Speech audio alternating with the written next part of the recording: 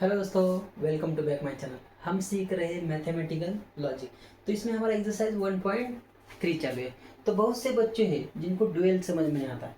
तो डुएल आखिर होता क्या है, उसमें क्या किया जाता है। तो सिंपली याद रखो, डुएल को हमें क्या करना होता है कि उसके बस सिंबल जो है उसको क्या करना पड़ता है, चेंज करना पड़ता है। जैसे कि आपने ये सिंबल देखा था किसका, एंड गेट का।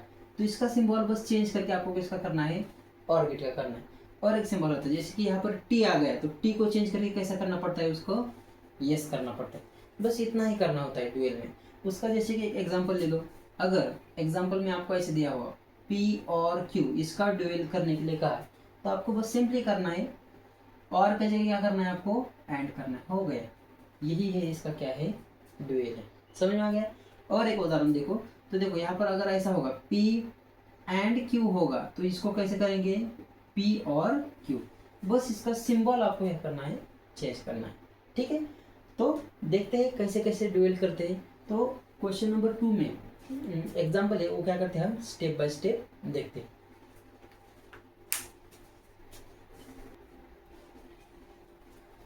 तो बच्चों चलो देखते हैं उसके एग्जाम्पल। ये तो ड्यूएल बिल्कुल ही आसान है, और ये हमेशा एग्जाम्पल में आता है। 2 मार्क ले आता है कि वह क्यों, और क्योंकि एमसीक्यू है, एमसीक्यू में भी ये क्या हो जाता है, बहुत बार पूछा गया है। तो ड्यूएल कैसे करते हैं, 2 मार्क्स के लिए पूछा जाता है। तो देखो क्या करना होता है हमें यहाँ पर। तो सिंपल ही हमें सिर्फ करना है। तो आपको इसको लिखते समय कैसे लिखना है, it's a dual is, it's a dual is, ऐसे करके लिखना है। और उसके बाद इसका डुएल यहाँ पर लिखना होता है। तो क्या डुएल है इसका, पी, और है तो और का एंड कर दो, क्यू एंड है तो इसका क्या कर दो, और कर दो।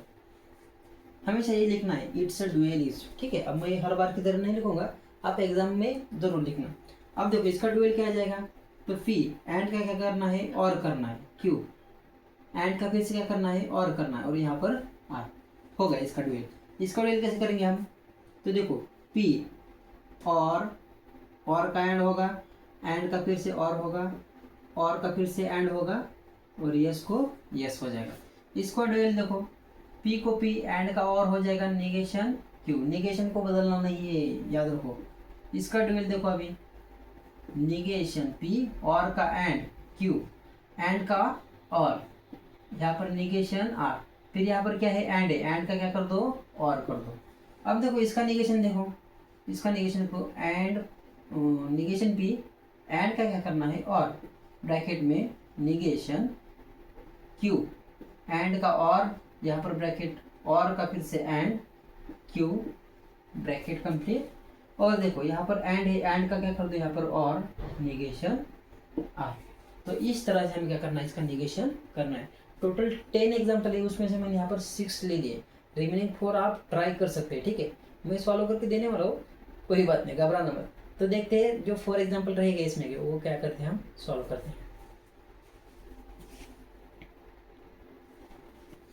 तो देखो ये रिमेनिंग 4 एग्जाम्पल है, वो भी मैं सॉल्व करके देता हूँ।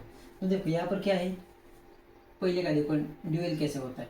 तो देखो एज इट इज लिखना है हमें, पी और का एंड होगा, क्यू एंड का क्या होगा, और होगा, पी और का एंड निगेशन क्यू एंड का और होगा, निगेशन यस। ड्यूएल बहुत ही आसान होता है।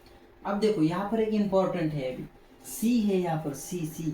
तो सी का कन्वर्शन टी में करना है, टी एंड का और का एंड कर दो, यहाँ पर देखो पी, और यहाँ पर क्या है, q and r bracket complete. यहाँ पर देखो इसका आंसर निगेशन पी और का एंड, क्यू और आर, इसका आंसर एंड का और, टी का क्या करना है, यहाँ पर बाद में सी करना है, सी का टी में, टी का सी में।